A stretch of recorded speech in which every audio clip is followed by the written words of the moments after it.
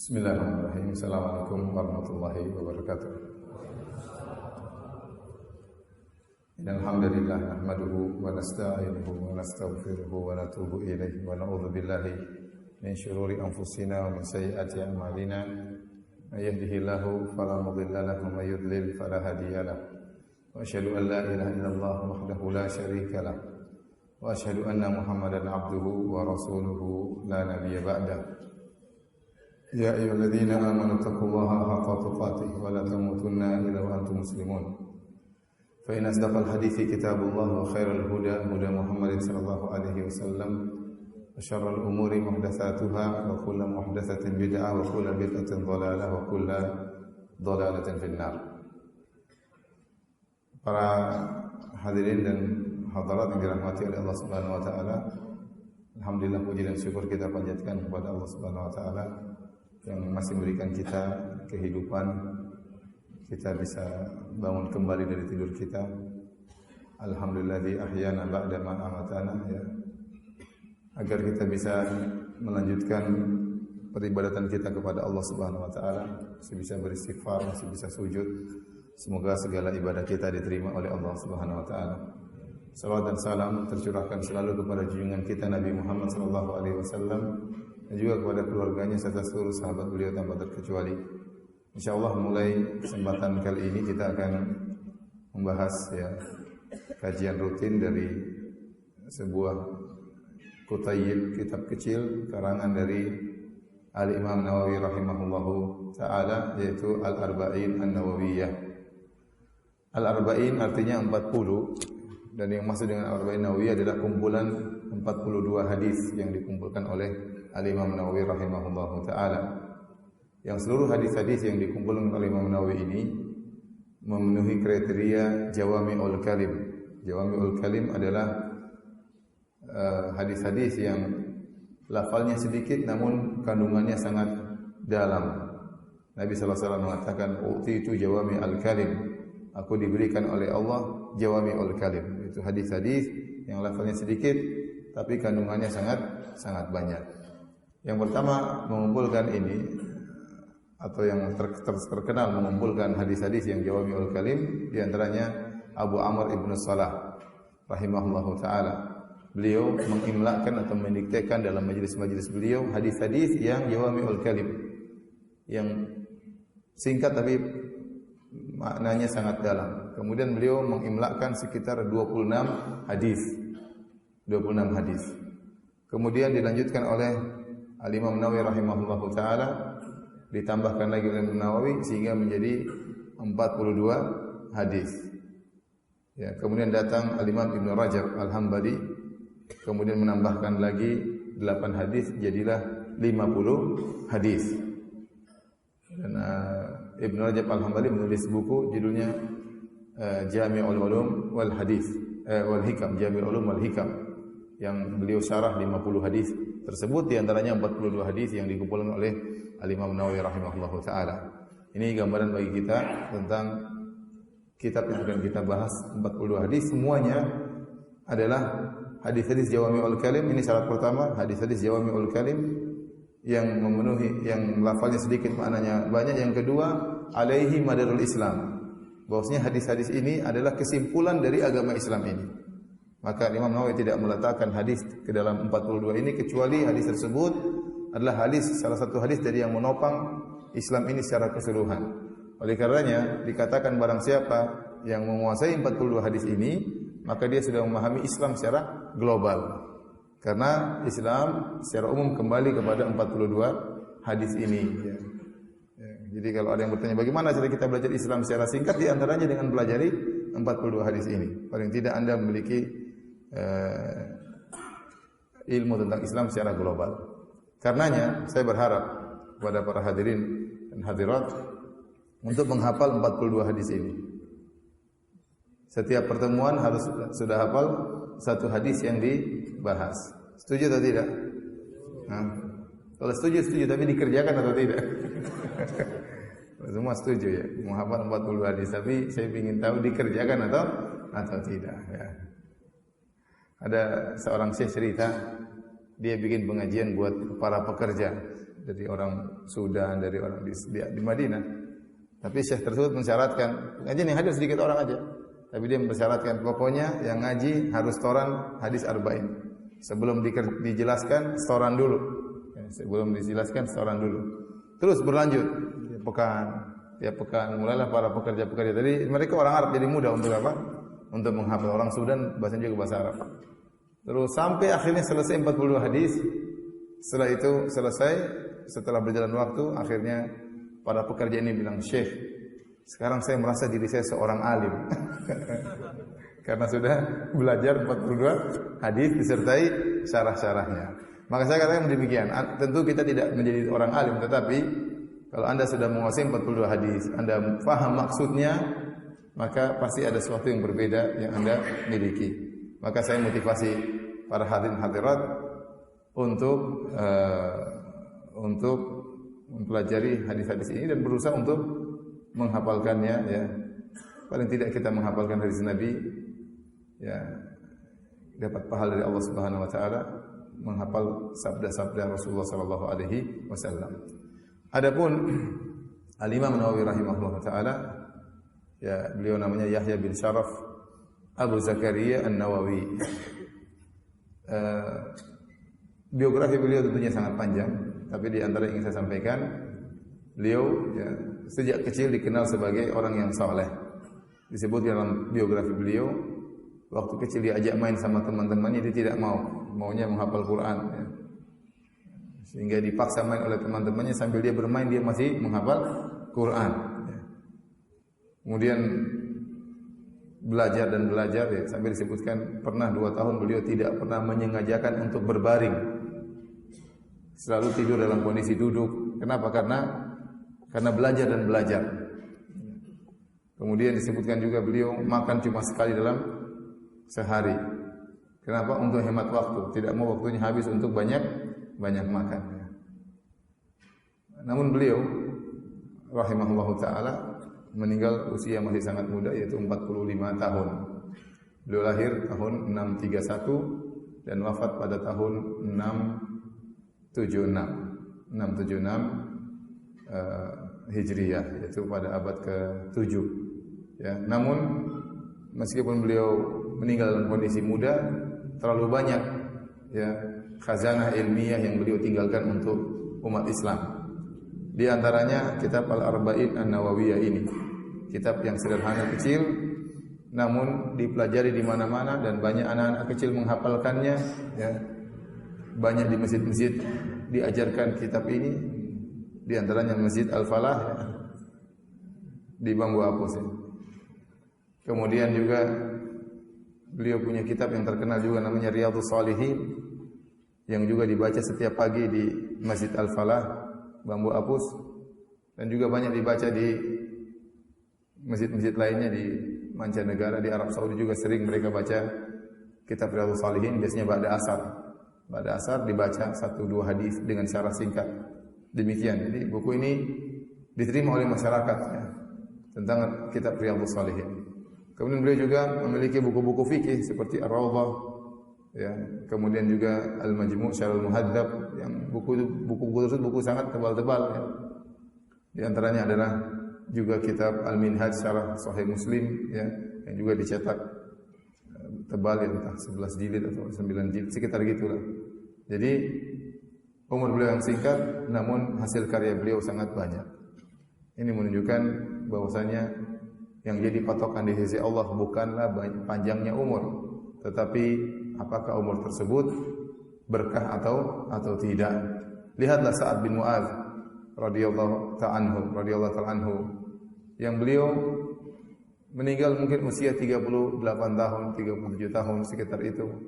Dan beliau hanya merasakan Islam mungkin cuma 8 tahun atau 7 tahun. Islam beliau cuma 7 atau 8 tahun, Sa'ad bin Mu'adz radhiyallahu anhu, tetapi waktu beliau meninggal ihtazza arsyur rahman. Arsy Allah bergetar li mauti Sa'ad, karena meninggalnya Sa'ad bin Mu'adz. Padahal Islam beliau cuma berapa tahun? 8 tahunan, 7 tahunan. Ya. Ini menunjukkan bahwasanya dipatokan adalah berkahnya waktu seorang hamba. Imam Nawawi meninggal usia 45 tahun, tetapi karyanya tidak selesai untuk kita bahas, kita baca ya. Ya, karena begitu dalam ilmu yang beliau tinggalkan buat umat Islam. Hadirin dan hadirat yang rahmatillah subhanahu wa ta'ala, maka pada kesempatan kali ini kita akan membahas hadis-hadis yang disampaikan oleh Imam Nawawi rahimahullahu ta'ala. Dan pada kesempatan pagi ini kita akan menyampaikan hadis yang nomor 1, yaitu hadis an-niyyah, ya, hadisun niyyah. Hadis tersebut diriwayatkan oleh Imam Al-Bukhari dan merupakan hadis pertama dalam Sahih Al-Bukhari, dan juga diriwayatkan oleh Imam Muslim dalam Sahihnya. Saya bacakan hadisnya. An Amiril Mukminin Abi Hafs Umar bin Khattab radhiyallahu taala anhu. Dari Amirul Mukminin Umar bin Khattab radhiyallahu anhu, kunyah beliau adalah Abu Hafs. Qala sami'tu Rasulullah sallallahu alaihi wasallam yaqul, aku mendengar Rasulullah sallallahu alaihi wasallam bersabda, innamal a'malu binniyat, sesungguhnya amalan tergantung niat, wa innamal likulli imri'in ma nawa, dan masing-masing itu tergantung apa yang dia niatkan. Faman kanat hijratu ila Allahi wa rasulih, barang siapa hijrahnya karena Allah dan Rasulnya, fa hijratu ila Allahi wa rasulih, maka hijrahnya karena Allah dan Rasulnya. Wa man kanat hijratuhu lidunya yusibuha, barang siapa yang hijrahnya karena dunia yang ingin dia raih, aw imra'atin yankihuha, atau karena seorang wanita yang ingin dia nikahi, fa hijratu ila ma hajara ilaih, maka hijrahnya itu sesuai dengan apa yang dia niatkan. Rawahu Imam al-Muhadditsin, hadis ini diriwayatkan oleh dua imamnya para ahlu hadis. Imamnya para ahlul hadis yaitu Abu Abdullah Muhammad bin Ismail bin Ibrahim bin Al-Mughirah bin Bardizbah Al-Bukhari, dan yang satunya wa Abu Husain Muslim bin Hajjaj bin Muslim Al-Qushairi An-Naisaburi radhiyallahu anhuma fi sahihaihima alladaini huma asahul kutub al-musannafah.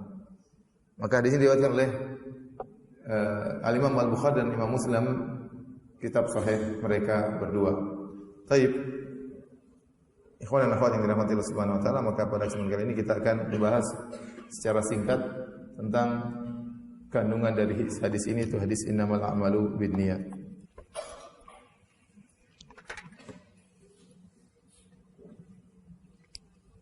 Nabi SAW bersabda, innama al-a'mal binniyat wa innama kulli imri'in ma nawa, faman kana hijratuhu ila Allah wa rasulihi ila Allah wa rasulihi fa hijratu ila Allah wa rasulihi.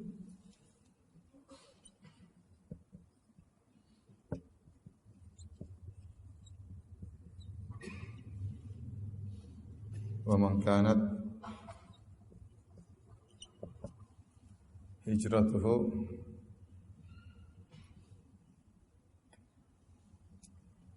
dan seterusnya, hijratuhu lidunya sibuha aw mir'atin yankihuha fa hijratu ila ma hajara ilaih.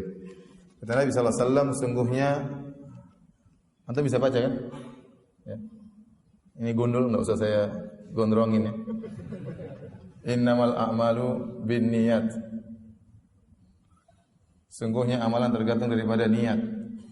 Wa innamal likulli imri'in ma nawa, dan sungguhnya masing-masing orang tergantung apa yang dia niatkan.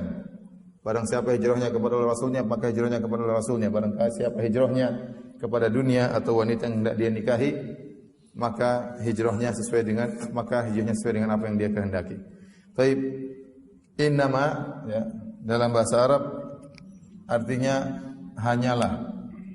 Innama artinya hanyalah. Hanyalah amalan-amalan dengan niat. Amalan di sini jamak, plural, jamak. Kata jamak, al-a'mal. Kemudian ada alif lam mim sehingga mencakup seluruh amal. Bahkan kata para ulama, amal di sini ya, amal di sini ya mencakup perbuatan, kemudian perkataan umum ya, bahkan pikiran. Ini termasuk juga amal. Ya, Nabi SAW memberi peringatan bahwasanya segala kegiatanmu itu berdasarkan niat, baik perbuatan maupun perkataan maupun apa? Pikiran. Ini yang menjadi patokan oleh Allah Subhanahu wa taala adalah masalah niat, bin niat. Ini yang paling penting ya. Ya, niat. Maka seorang tatkala berbuat, berkata dan berfikir hendaknya dia niatkan karena Allah Subhanahu wa taala.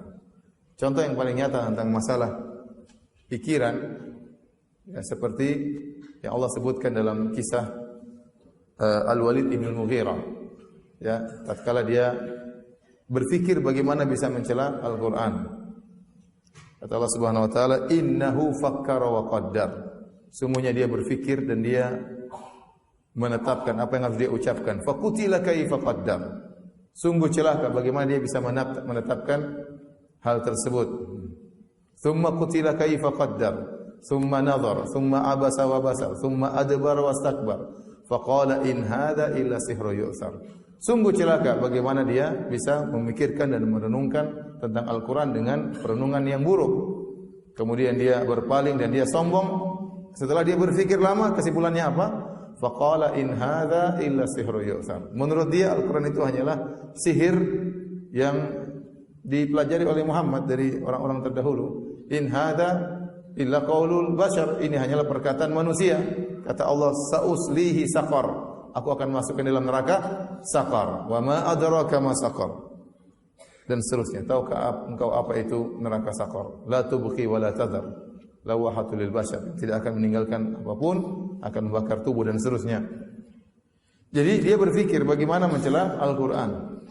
Tatkala dia berpikir dengan niat yang buruk untuk mencela Al-Qur'an, maka dia mendapatkan dosa. Kata para ulama di antaranya As-San'ani dalam kitabnya Al-Uddah Syarah Umdatul Ahkam, dia mengatakan demikian juga seorang kalau berpikir untuk Islam, untuk umat Islam.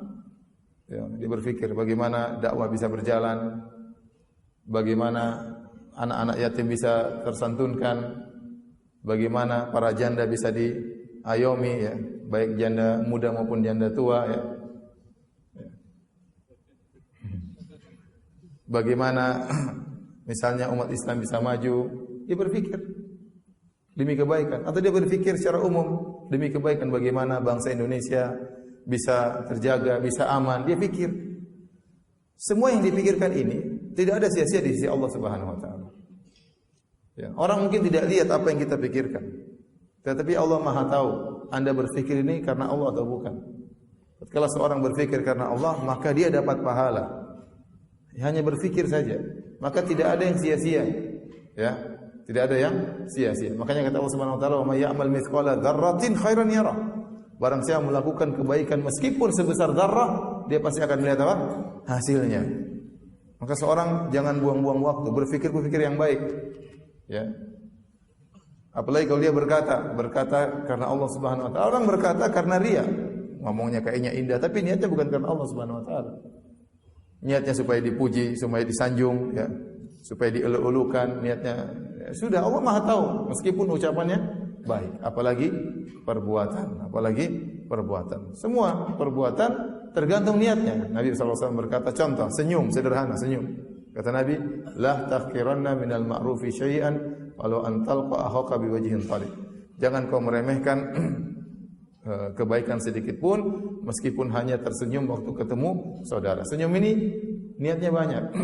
Ada niatnya baik ya, karena menghormati saudara. Ada senyum tapi senyumnya niatnya ngejek ya. Ada senyum tapi niatnya marah. Tabassumul mughdab. Senyum tapi marah ya. Ada senyum karena ada udang di balik batu ya. Karena ini melemparkan cinta pada hati seseorang. Tergantung niatnya, ya. Jadi perhatikan, hidup ini tidak ada yang sia-sia kalau antum niatkan karena Allah Subhanahu wa taala, ya. Makanya dalam Al-Qur'an, ya, kata Allah, wa wajadu ma amilu hadira. Tatkala seorang dibukakan catatan amal, dia mengatakan, "Mali hadzal kitabi la yughadiru saghiratan wala kabiratan illa ahsaha." Kitab apa ini? Catatan amal. Tidak ada suatu perbuatan besar maupun kecil kecuali dicatat, kecuali dijaga dalam kitab tersebut. Tidak ada yang luput. Kata Allah, "Wa wajadu ma amilu hadira." Maka mereka mendapati seluruh apa yang mereka amalkan nampak. Dan yang dicatat bukan cuma perbuatan, bukan cuma perkataan, bahkan niat. Malaikat catat. Makanya dalam hadis kata Nabi sallallahu alaihi wasallam, "Wa man hamma bihasanah." Barang siapa yang punya niat baik, satu niat baik, walam ya'malha, dan dia tidak mengerjakannya, kutiba lahu hasanah wahidah, maka malaikat catat sebagai satu kebaikan. Jadi yang dicatat dalam catatan amal bukan cuma perkataan, bukan cuma perbuatan. Anda punya niat baik pun akan apa? Dicatat. Maka tidak ada ruginya Anda punya niat-niat yang baik. Maka ini yang pertama adalah amal di sini umum, ya. Amal di sini maksudnya apa? Umum, ya, mencakup perkataan, perbuatan dan pikiran. Taib.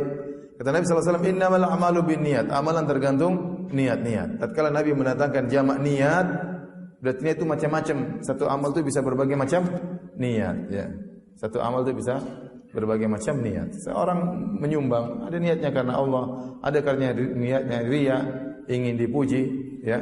Berbagai macam niat. Maka seorang harus ingat bahwasanya yang amal yang dianggap oleh Allah jika niatnya karena apa? Karena Allah Subhanahu wa taala. Kemudian Nabi mengingatkan kembali, wa innamal likulli imrin ma nawa. Dan hanyalah bagi setiap orang apa yang dia niatkan, apa yang dia niatkan. Ya. Manawa, jadi apa yang dia niatkan. Maka seorang akan diberi ganjaran oleh Allah sesuai dengan kadar niatnya. Sesuai dengan kadar niatnya. Ada orang beramal soleh, niatnya murni karena Allah. Ada orang beramal soleh, niatnya karena Allah dan karena dunia. Tergantung, ya. Contoh seorang berjihad di jalan Allah, niatnya murni karena Allah. Contoh seorang berjihad di jalan Allah, ternyata niatnya untuk mengambil ghanimah, ya. Beda lagi ini pahalanya, ya. Ya, contoh seorang menuntut ilmu dengan niat agar bisa berdakwah. Contoh orang menuntut ilmu supaya diakui, supaya disanjung oleh umat masyarakat. Maka niat bermacam-macam. Dan pahala sesuai dengan kadar niat. Makanya kata Al-Imam Ibnu Mubarak rahimahullahu taala, "Rubba niyatin saghirah, rubba amalin saghir tu'azzimuhu niyyah." Betapa banyak amalan yang kecil jadi besar karena niat yang luar biasa, niat yang ikhlas luar biasa. Semakin tinggi niatnya, semakin tinggi kadar pahalanya. Walubba amalin kabir, dan betapa banyak amal besar tusaghiruhu niyyah, jadi kecil karena niat. Amal itu besar tapi jadi kecil nilainya si Allah, kenapa niatnya enggak beres, ya. Niat itu sangat pengaruh. Oleh karena kata Nabi sallallahu alaihi wasallam, "Man talaba syahada bisidqin," barang siapa yang berniat untuk mati syahid dengan niat yang tulus, ballaghahu Allahu manazil syuhada wa in mata ala firasyi. Hadis riwayat Muslim. Barang siapa yang berniat untuk bisa meninggal dalam kondisi syahid, ya, dengan tulus niatnya, maka Allah akan sampaikan dia kepada derajat orang-orang yang mati syahid meskipun dia meninggal di atas tempat tidurnya. Bayangkan niatnya mengantarkan dia sampai derajat syuhada meskipun dia meninggal di atas tempat tidur. Dia ingin mati syahid tapi tidak ada peperangan yang syar'i misalnya, ya. Enggak ada peperangan yang syar'i. Jangan salah jalan, ya. Mau mati syahid ngebom bunuh diri, ya, ngawur, ya. Dia sudah ingin syahid tapi tidak ada jihad yang syar'i misalnya di sini tidak ada, ya sudah, dia niatkan saja. Siapa tahu memang ada suatu saat ada jihad, dia akan maju. Kalau enggak ada, dia sudah niatkan meskipun dia meninggal di atas tempat tidurnya, dia dapat pahala syuhada. Yang buat dia dapat pahala syuhada apanya? Niatnya. Makanya ini itu sangat penting. Satu amal bisa berbagai macam pahala, tergantung kadar niatnya. Kata Nabi sallallahu alaihi wasallam dalam sebagian riwayat, "Rubba qatilin baina saffain, Allahu a'lamu bi niyatihi." Betapa banyak orang meninggal di antara dua saf yang sedang bertempur, Allah lebih tahu tentang niatnya. Karena Allah atau bukan. Baik. Setelah itu Nabi SAW memberikan contoh tentang suatu ibadah yang mulia yang namanya hijrah. Faman kanat hijratu ila Allah wa Rasulih. Barang siapa berhijrah karena Allah dan Rasulnya, fa hijrat ila Allah wa Rasulih. Maka hijrahnya karena Allah dan Rasulnya. Faman kanat hijratu lid dunya yusibuha aw imra'atin yankihuha fa hijratu ila ma hajara ilaih. Barang siapa yang hijrahnya karena dunia atau karena wanita, maka bagi dia apa yang dia niatkan. Hijrah ya adalah ibadah yang sangat mulia. Makanya dijadikan contoh oleh Nabi sallallahu alaihi wasallam. Ya. Bahkan dalam Al-Qur'an disebutkan hijrah banyak, bahkan hijrah disebutkan terkadang sebelum jihad. Ya. Walladzina amanu wa hajaru wa jahadu, dan orang-orang beriman, berhijrah dan berjihad. Ini dalam Al-Qur'an banyak ayat seperti ini. Makanya Nabi sallallahu alaihi wasallam mengatakan al-ibadatu fil haji ka hijratin ilayya. Barang siapa yang beribadah di musim fitnah, maka seperti berhijrah kepadaku, ya. Rasulullah motivasi orang untuk sibuk beribadah, jangan terlalu ngurusin fitnah, karena pahalanya seperti berhijrah kepada Nabi sallallahu alaihi wasallam, ya. Intinya, ya, banyak keutamaan tentang hijrah. Dan hijrah adalah berpindahnya seorang. Hijrah itu ada dua. Kata Al-Hafidz Ibnu Hajar rahimahullah taala, hijrah di zaman Nabi ada dua, dan ada yang lebih umum lagi yang hijrah artinya at-tark, ya, artinya adalah at-tark, meninggalkan. Ini adalah pertama adalah hijrah meninggalkan tempat ke tempat yang lain.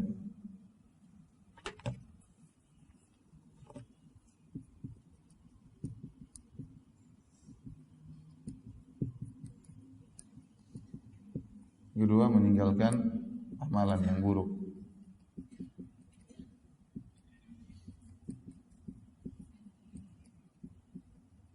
Menuju amal saleh.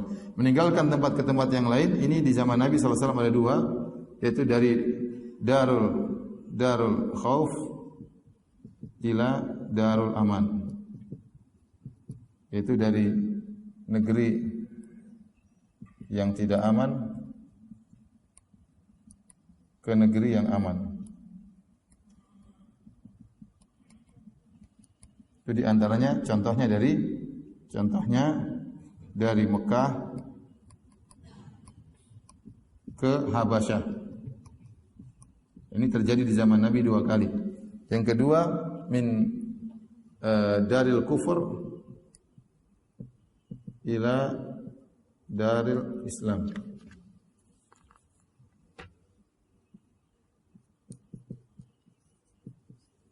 Dari negeri kafir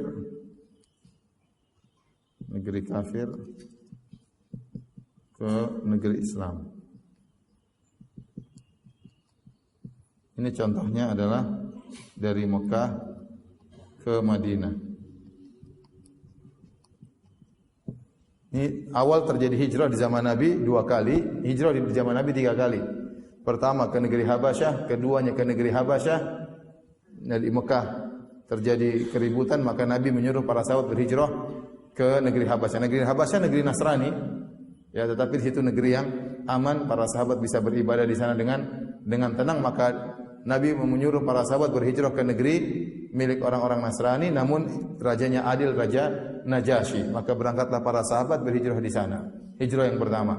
Kemudian ada isu bahwasanya orang-orang Quraisy sudah berubah menjadi baik, maka para sahabat pulang, ternyata masih belum baik lagi, masih diintimidasi lagi. Para sahabat berhijrah dua kali ke negeri Habasyah. Sampai akhirnya setelah Nabi berdakwah 13 tahun di Mekah, ternyata di Madinah sudah mulai tumbuh benih-benih negara Islam. Maka Nabi pun berhijrah ke kota Madinah, dari negeri kafir ke negeri Islam, yaitu dari kota Mekah menuju kota Madinah.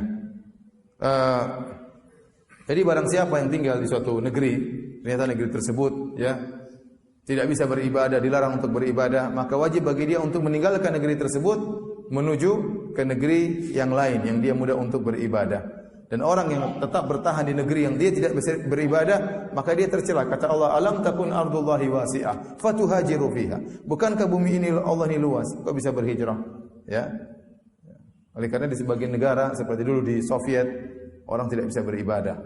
Orang yang punya ketahuan dalam rumah Al-Quran dibunuh. Orang yang baca Quran ditangkepin, ya.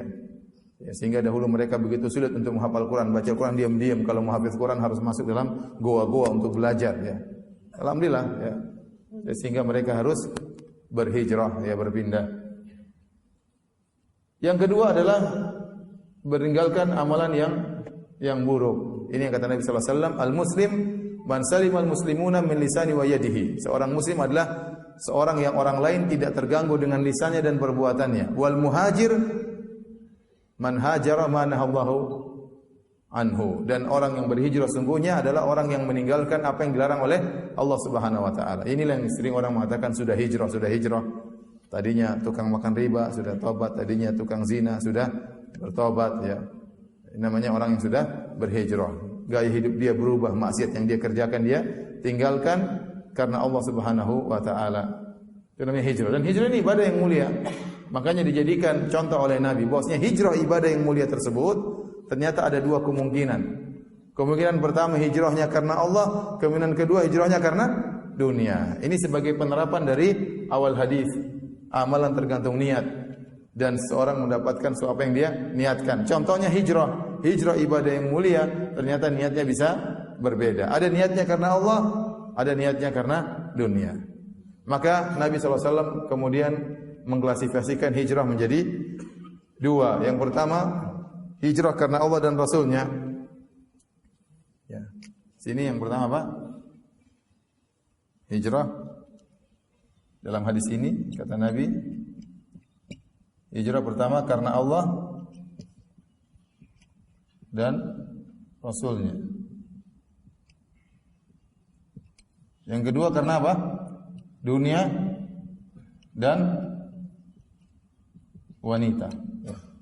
Bentuknya sama-sama berhijrah, sama-sama pergi meninggalkan Mekah menuju Madinah. Enggak ada bedanya. Tetapi yang membedakan tersebut adalah niat. Yang satu niatnya karena Allah dan Rasulnya, maka dia dapat pahala. Yang satunya karena dia dan wanita, dia mendapatkan dunia atau wanita. Jadi kata Nabi SAW, di dunia yusibuha. Di dunia yusibuha. Ayumra'atin yang kihuha. Karena dunia yang ingin dia dapatkan atau wanita yang ingin dia nikahi. Dunia diambil dari kalimat dunu. Dunu artinya qarib, dekat. Artinya apa? Dunia itu sebentar.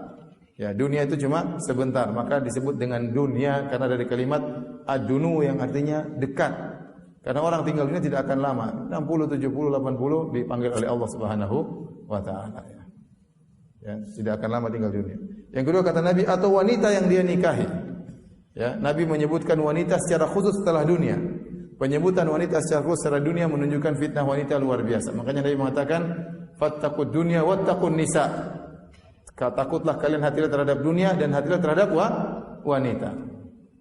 Padahal wanita termasuk bagian daripada dunia, tapi wanita disebutkan secara khusus karena wanita ini bisa menimbulkan fitnah yang banyak bagi para lelaki. Betapa banyak lelaki hancur gara-gara terfitnah dengan wanita, terjerumus dalam hal yang diharamkan oleh Allah Subhanahu wa taala. Kata Nabi sallallahu alaihi wasallam, "Innal mar'ata auratun," dalam Sunan Tirmizi, wanita itu aurat. Fa idza kharajat, kalau wanita keluar, istasrafa syaitan, diintai oleh syaitan. Syaitan begini kalau wanita keluar.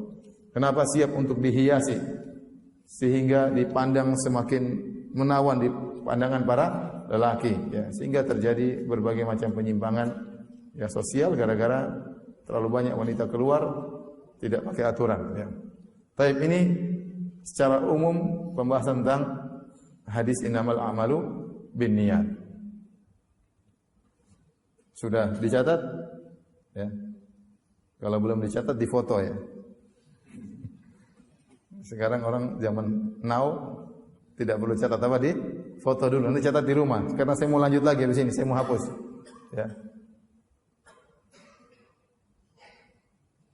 Ustadznya ustadz zaman now, muridnya murid zaman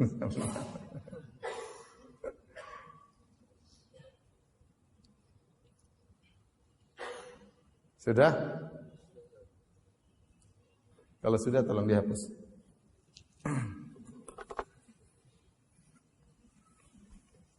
Tunggu sebentar mungkin. Sudah ya? Belum, sudah terlanjur dihapus. Nanti di-sharing sama yang lain, sudah hapus ya. Nanti dikirim sama yang lain.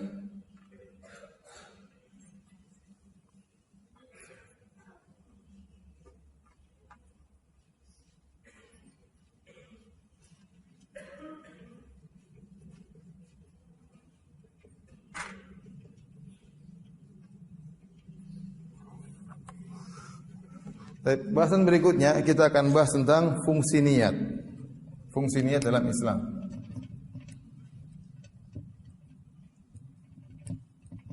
Dalam amalan. Fungsi niat secara umum kata para ulama adalah litamyiz. Litamyiz. Tamyiz. Tamyiz artinya untuk membedakan, sebagai pembeda. Pembeda di sini ada dua juga, ya. Antara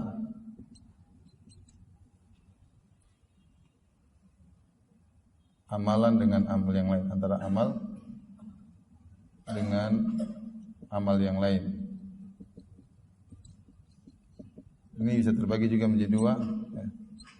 Antara ibadat yang satu dengan yang lainnya.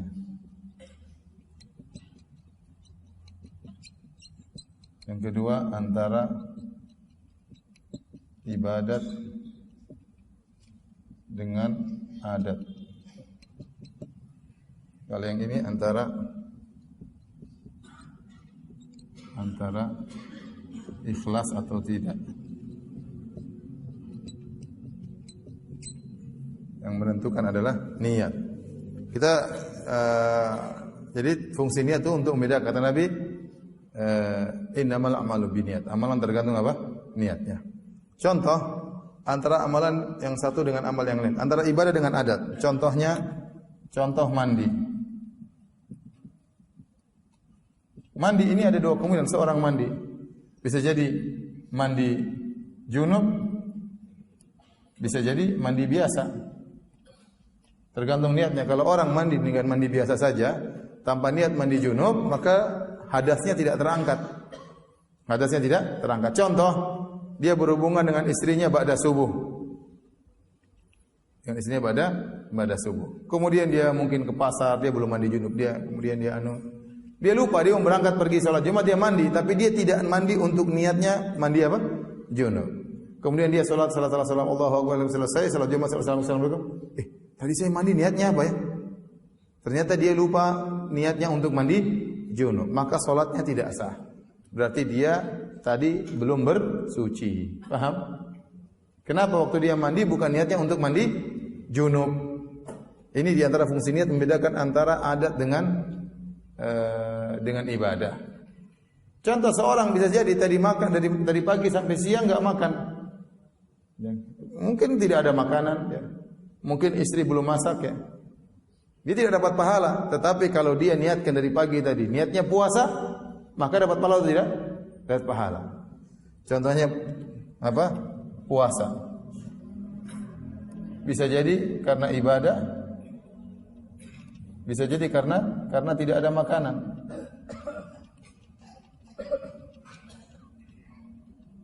Ada orang tidak makan sampai siang, tapi niatnya bukan karena apa? Puasa. Kebetulan nggak dapat makanan aja, ya. Sehingga dia tidak dapat pahala. Tapi kalau sejak pagi diniati karena puasa, pahala terus mengalir. Argo pahala jalan. Ini contoh antara ibadat dengan adat. Sekarang bahasan antara adat ibadah yang satu dengan ibadah yang lain. Contohnya contoh, ya. Pertama, antara wajib dan sunnah. Contoh seorang masuk masjid, ya, salat zuhur dengan qobliyah zuhur. Seorang masuk masjid setelah azan zuhur, dia masuk masjid. Kita boleh salat qobliyah zuhur 4 rakaat, boleh. Boleh 2 rakaat, boleh 4 rakaat. 4 rakaat ini cara mengerjakan 2 model.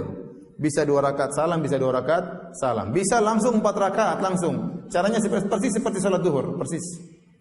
Rakaat kedua tasyahud awal, rakaat keempat tasyahud akhir, persis. Bentuknya sama. Sama-sama salat sirriyah, sama-sama 4 rakaat. Tapi tergantung niat. Niat yang membedakan. Ini salat qobliyah atau salat apa? Salat zuhur. Paham? Beda antara yang wajib dan sunnah. Contoh, ya. Contoh sedekah. Bisa jadi niat zakat, niat untuk zakat. Bisa jadi niat untuk sedekah biasa, untuk sedekah biasa. Biasa ya.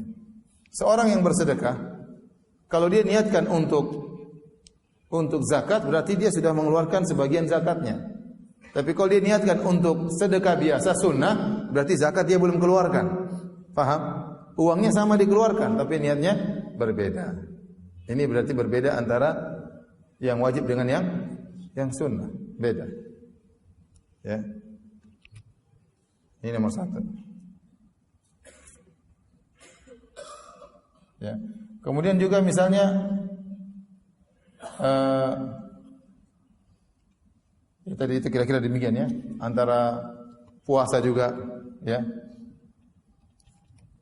Puasa bisa jadi antum puasa qadha, bisa jadi puasa Senin, Kamis, niatnya berbeda ya. Misalnya puasa qadha atau puasa misalnya niatnya puasa Senin Kamis. Ini juga berbeda. Bentuknya sama-sama puasa, tapi niatnya berbeda sehingga merubah amalan tersebut. Paham? Sudah ngantuk belum? Terus, ini contoh ya. Jadi seorang harus niatnya ada. Ya. Jangan dia sudah kasih duit sama orang, sudah ini sedekah buat kamu. Saya belum bayar zakat. Tadi niatnya buat zakat yang tadi. Oh, nggak bisa. Sudah terlanjur dikasih sama orang, nggak bisa. Tapi yang berikutnya antara ikhlas dengan tidak. Ini berarti al-ma'mul lahu al-maqsud bihi, yaitu apakah untuk Allah atau untuk selain Allah. Itu untuk Allah atau selain Allah. Ikhlas atau riya. Jadi amalan bisa menjadi 2 ya. Karena Allah ikhlas. Yang kedua karena selain Allah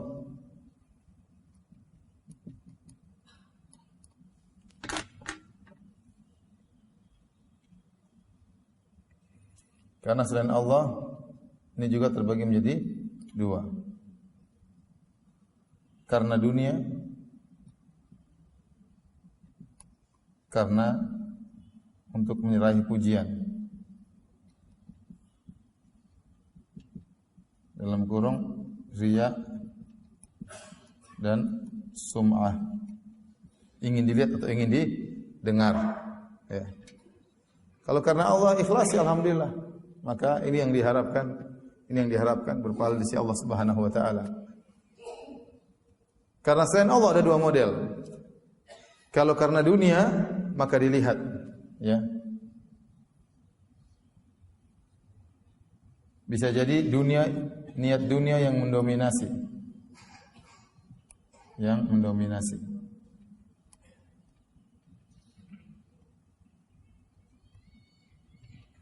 Maka ini tidak ada pahalanya.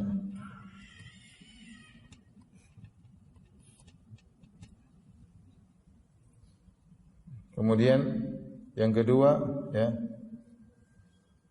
niat akhirat yang mendominasi.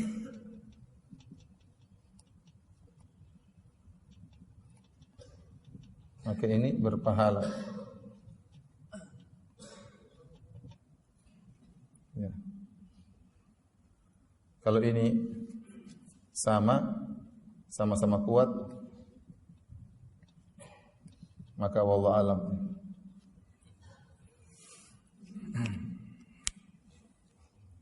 Taib. Adapun seorang contoh dunia tadi, seorang misalnya dia berdakwah, tetapi niatnya juga ya untuk dapat masukan misalnya. Ini contoh. Contoh seorang menjadi imam, tapi niatnya untuk dapat gaji. Ini ada niat akhirat dicampur dengan niat apa? Dunia. Ya. Contoh seorang berjihad, niatnya dapat ghanimah.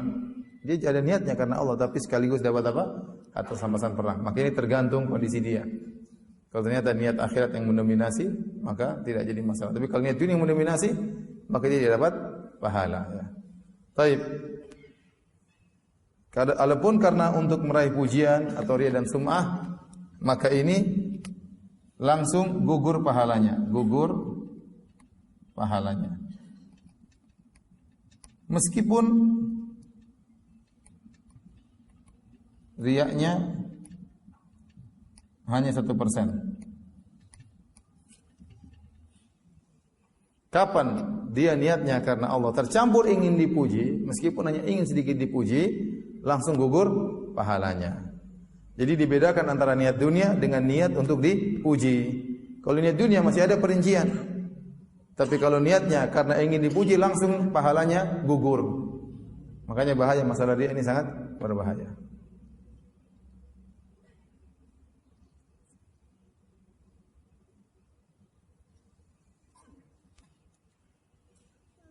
Kalau sudah dihapus ya.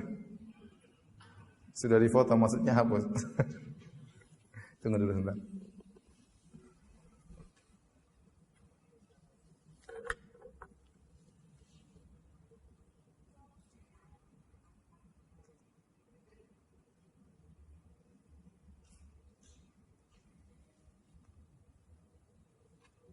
Sabar ya, sedikit lagi ya, selesai. Mau sarapan antum kah? Saya juga mau sarapan, bukan cuma antum aja.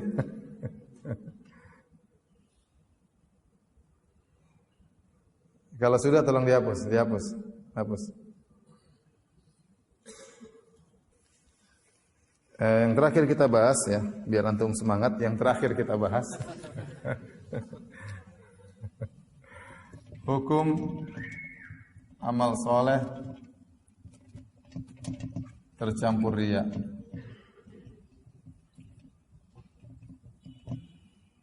Ya, maka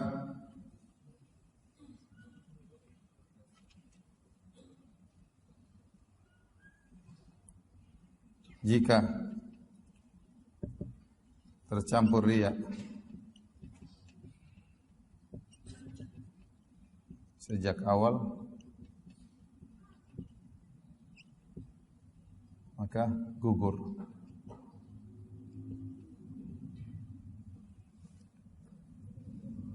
Jika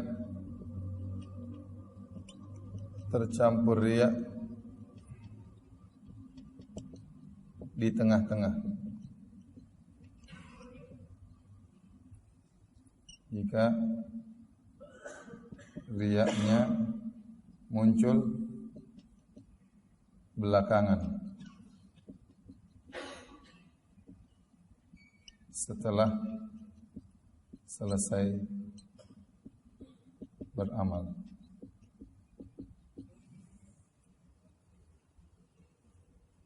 Hukum amal salat tercampur riya. Jika tercampur riya sejak awal, maka gugur. Mau salat memang mau riya ya. Ya, mau dakwah ternyata memang mau riya. Ya. Mau haji terkadang memang mau riya, ingin pamer. Mau umrah memang riya sejak awal. Jadi sejak awal sudah pamer sana sini, sudah bikin viral sana sini ya. Memang niatnya untuk dipuji sejak awal. Maka langsung amalnya apa? Gugur, tidak diterima. Sebesar apapun amal tersebut. Kata Nabi sallallahu alaihi wasallam, kata Nabi, Allah berfirman dalam hadis qudsi, "Ana aghna syuraka ani syirk." Man amila amalan asyraka fihi ma'iya ghairi taraktuhu wa syirkahu. Aku adalah zat yang paling tidak butuh dengan syarikat. Barang siapa beramal saleh mengambil sekutu selainku, ingin dipuji oleh Allah dan ingin dipuji oleh manusia, maka aku tinggalkan dia dan kesyirikannya. Maka sejak awal dia gugur ya. Sekarang jika tercampur riya di tengah-tengah ya. Maka ada tiga kemungkinan. Pertama, dia lawan untuk mengusir riya. Atau dua kemungkinan. Yang kedua, dia biarin aja. Biarin aja riyanya. Karena lezat. Karena riya itu lezat ya. Riya itu apa? Lezat. Enak dipuji, enak disanjung ya. Dia lawan, maka ada dua kemungkinan. Dia berhasil mengusir,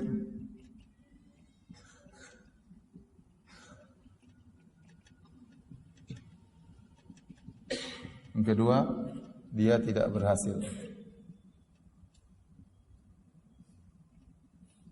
Taib. Kalau riya muncul di tengah, dia lagi sholat, tahu-tahu rakaat ketiga dia riya, ingin dipuji, atau rakaat kedua dia riya, dia bacaan Qur'annya panjang-panjang, indah-indahkan, berarti dia riyanya muncul di tengah ya. Tadinya rakaat pertama dia baca Qul huwallahu ahad, tahu-tahu ada rakaat kedua ada bupati sholat belakang dia, akhirnya diganti surat Al-Baqarah ya. Riya muncul di tengah ya. Kalau dia berusaha mengusir dan dia berhasil mengusir, maka selamat. Apa?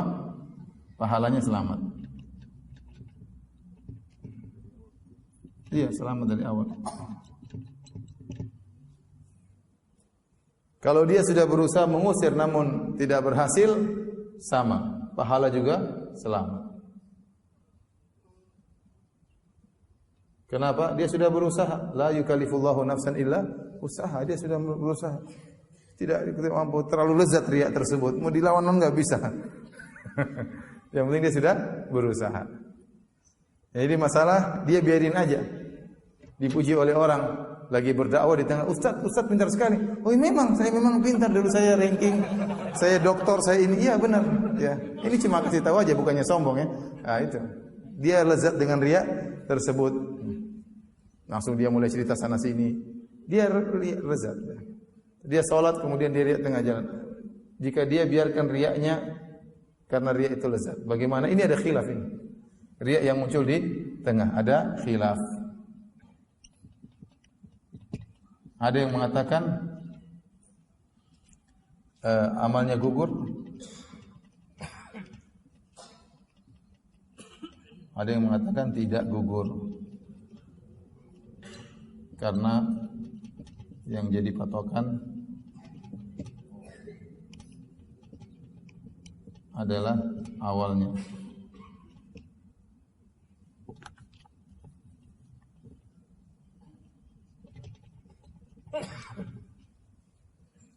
Wallahu a'lam bishawab. Mudah-mudahan pendapat ini yang lebih kuat ya. Yang penting apa? Awalnya apa? Ikhlas. Tapi secara kaidah kurang kuat. Lebih kuat amalnya apa? Gugur. Betapa banyak orang ikhlas di awal, di tengah dia berubah. Betapa banyak orang seperti itu. Itu yang menunjukkan kita harus senantiasa merubah niat kita ya. Harus memperhatikan niat kita, jaga niat kita. Baik, jika riya muncul belakangan setelah selesai beramal ya, maka ada khilaf juga. Ada yang mengatakan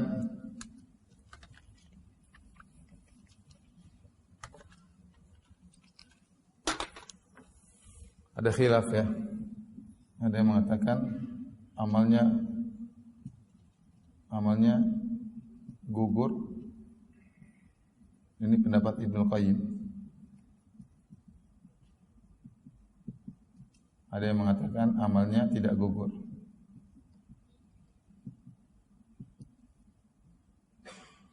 Karena sudah selesai. Riya yang muncul belakangan yang muncul belakangan itu dosa tersendiri,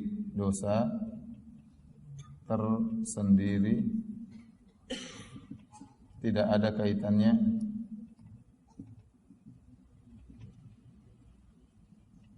dengan amalan tersebut.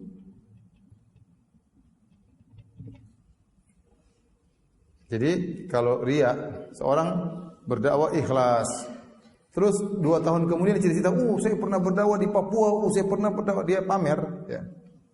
Dia pamernya belakangan tapi.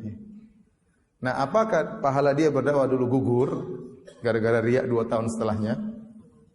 Ada orang umrah atau haji, sama dia ikhlas waktu haji, nangis ingin diampuni dosa, tapi setelah itu cerita, saya sudah haji 2 kali.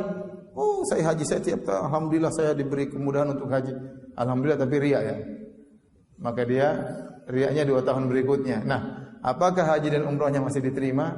Maka ada khilaf. Menurut Ibnu Qayyim, apa yang dia riakan semuanya gugur. Karena riya bisa membatalkan apa? Pahala. Ya. Adapun sebagian ulama mengatakan tidak. Dia riya itu dosa tersendiri. Amal yang lalu sudah lewat, riyanya dosa tersendiri. Saya lebih condong pada pendapat ini. Bahwasanya kalau dia riya belakangan itu dosa tersendiri, tidak ada kaitannya dengan amal yang sudah lewat. Paham? Paham tidak? Udah lapar kah? Baik, ini sekarang jadi pertanyaan lagi. Jika riya muncul sejak awal, setelah itu dia bertobat. Contoh, nyumbang 1 miliar buat masjid supaya dipuji. Setelah ngaji, ikut pengajian, dia taubat. Pahalanya gimana? Waduh, ternyata saya dulu nyumbang 1 miliar karena ingin dipuji. Waduh, sekarang saya taubat, saya baru ikut pengajian. Ya Allah, kembalikanlah pahala 1 miliarku. Udah terlanjur riya, gimana? Dia ingat betul waktu dia nyumbang 1 miliar itu ingin riya, makanya dia share, dia sebutkan, dia foto-foto, dia pajang sana sini, ya, tulis mungkin masjid namanya, ya, Masjid Firanda misalnya. Ya. Semua orang, biar orang tahu ini saya yang bangun. Memang dia riya, memang dia tahu dia riya. Setelah itu dia sadar belakangan, lah, bagaimana nasib pahalanya ini? Bagaimana nasibnya? Maka ini ada khilaf. Yang pertama, ya sudah, selesai. Hilang pahalanya. Karena amalnya bukan amal soleh. Dan ini pendapat Ibnu Qayyim. Ibnu Qayyim kenceng masalah gini-gini. Rahimahullahu ta'ala. Pendapat yang kedua, ya, kalau taubat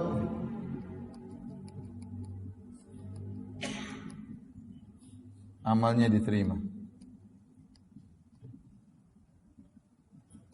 Ini pendapat sebagian ulama. Dalilnya apa? Firman Allah, "Wa ma mana'ahum an tuqbala minhum nafaqatuhum illa annahum kafaru billah." Dan tidaklah mencegah orang-orang musyrikin itu sedekah mereka diterima oleh Allah kecuali karena mereka kafir. Ya, orang musyrik itu kalau mereka berbuat baik, berbakti sama orang tua, membantu fakir miskin, diterima enggak pahalanya? Diterima enggak pahalanya? Enggak, karena dia musyrik. Ada orang musyrik nih baik, nyantunin anak yatim, nyantunin janda, nyantunin orang susah. Orang musyrik, ada pahalanya enggak? Enggak, karena dia kafir. Wa ma mana'ahum an tuqbala minhum nafaqatuhum illa annahum kafaru billah. Tidaklah dicegah mereka untuk diterima sedekahnya kecuali karena mereka kafir. Tapi kalau dia masuk Islam, itu tadi yang tidak diterima jadi diterima. Ada orang kafir berbakti sama orang tua, suka bantu tetangga, nyantuin anak yatim. Dia meninggal ya sudah tidak diterima. Tapi kemudian dia masuk Islam. Kalau dia masuk Islam, seluruh amalan yang dia kerjakan sebelum Islam semuanya sudah jadi pahala. Makanya kata Nabi kepada Hakim bin Hizam, "Aslamta ala ma aslafta min khair ya Hakim." Kau masuk Islam dengan membawa seluruh pahala yang pernah kau lakukan tatkala kau masih musyrik. Dia pernah menyumbang, dia pernah ini, pernah bagi makanan, maka dapat pahala berubah jadi kebaikan. Kenapa? Karena dia masuk Islam dan bertobat. Itu orang musyrik yang beramal soleh. Kalau bertobat pahalanya jadi baik, apalagi orang yang sekedar riya kemudian bertobat. Ya. Mudah-mudahan ini yang lebih baik. Mudah-mudahan. Kalau ini setengah mati sekali.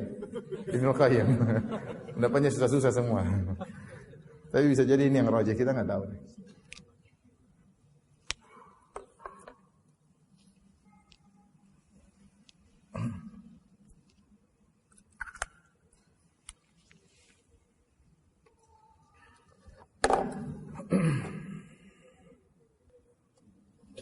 Taib.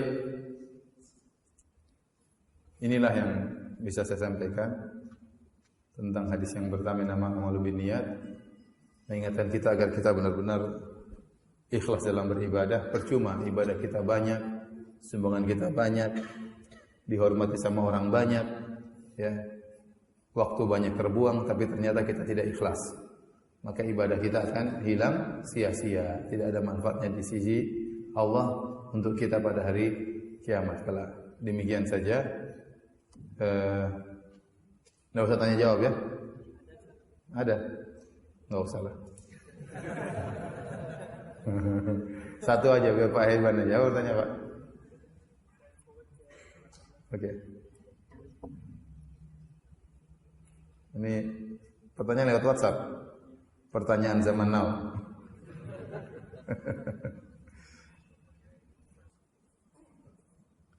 Ini ada pertanyaan, apakah harus melafalkan niat ketika akan sholat, puasa dan wudu? Ini ada dua pendapat secara umum. Jumhur ulama berpendapat tidak perlu melafalkan niat. Sebagian ulama Syafi'iyah juga berselisih, ada yang mengatakan tidak perlu niat, tidak perlu melafalkan niat. Semua sepakat harus berniat. Masalah khilafnya tentang melafalkan itu perlu atau tidak. Maka mayoritas ulama mengatakan tidak perlu.